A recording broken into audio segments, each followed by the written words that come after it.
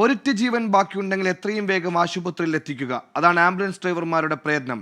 എന്നാൽ ഈ ദുരന്ത ഭൂമിയിൽ നിന്ന് എടുക്കേണ്ടത് ജീവനറ്റ ശരീരങ്ങളും ശരീരഭാഗങ്ങളും മാത്രമാണ്.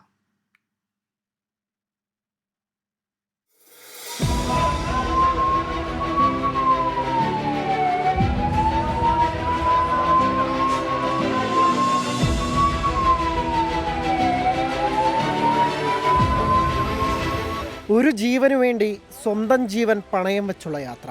എപ്പോൾ പോകണമെന്നറിയില്ല, പക്ഷേ എത്തേണ്ട സമയം അതൊരു ജീവന്റെ വിലയാണെന്ന തിരിച്ചറിവുണ്ട്. അങ്ങനെ ഓടിയാണ് ശീലവും. പക്ഷേ മുണ്ടക്കയിൽ നിന്ന് മേപ്പാടി സാമൂഹിക ആശുപത്രിയിലേക്ക് മരവിച്ച മനസ്സുമായാണ് ഇവർ ആക്സിലറേറ്ററിൽ കാലമർത്തുന്നത്.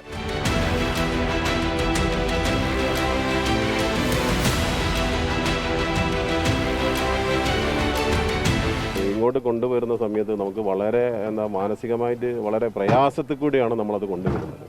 അതാണ് നമ്മൾ ഇതിന് തമ്മിലുള്ള വ്യത്യാസം. ഇപ്പോൾ നമ്മളിപ്പോൾ എടുത്ത ചൂരൽമല സ്കൂളിൻ്റെ അടുത്തു നിന്നാണ്. അപ്പോൾ അവിടെ ഇപ്പോൾ ഡോഗ് വന്ന് നോക്കുന്ന സമയത്ത് 6-7ഓളം ബോഡികൾ ഇനിയും അവിടെ ഉണ്ട് എന്നാണ് മനസ്സിലാക്കാൻ സാധിച്ചിട്ടുള്ളത്.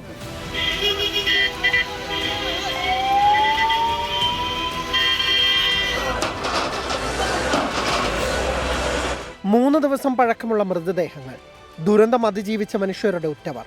അതിനാൽ തന്നെ വേഗത്തിൽ ലക്ഷ്യസ്ഥാനത്തെത്തിക്കണം. ഇവിടെ പലരുടെയും ബോഡികൾ തിരിച്ചറിയാൻ പറ്റാത്ത രീതിയിലും അല്ലെങ്കിൽ മുറിഞ്ഞ് 3-4 കഷണങ്ങളായിട്ട് കിട്ടിയിരിക്കുന്ന ബോഡികളുണ്ട്. അത് നമുക്ക് ശരിക്കും ദുർഗന്ധം ഒഴിച്ച് കഴിഞ്ഞിരിക്കുന്നു ഓൾറെഡി. അത് നമ്മൾ കറക്റ്റ് സ്ഥലങ്ങളിലേക്ക് ഇവർ തരുന്ന ലോട്ടിലേക്ക് നമ്മൾ എത്തിക്കുക എന്നുള്ള ചുമതലയാണ് ഇപ്പം നമ്മളെ ഏൽപ്പിച്ചിരിക്കുന്നത്. അത് ചെയ്തു തുടങ്ങിയിട്ടുണ്ട്. ഇനി അതിൻ്റെ ഭാവി കാര്യങ്ങൾ എങ്ങനെയാണെന്നുള്ളത് നമുക്കറിയില്ല. ഒരു ജീവന്റെ കണികയെങ്കിലും ബാക്കിയുണ്ടെങ്കിലെന്ന് ഓരോ ആംബുലൻസ് ഡ്രൈവർമാരും ആഗ്രഹിക്കുന്നു.